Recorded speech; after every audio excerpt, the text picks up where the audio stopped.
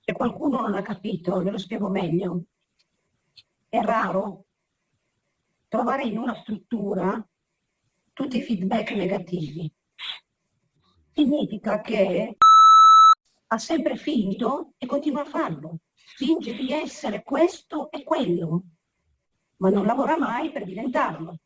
Quindi se vado a interrogare il server dell'Ariete, dove mi viene chiesto un grado di controllo dei pensieri e quindi una chiarezza a livello mentale, ma io ricevo picche, mi dice Mane, prigioniera di se stessa.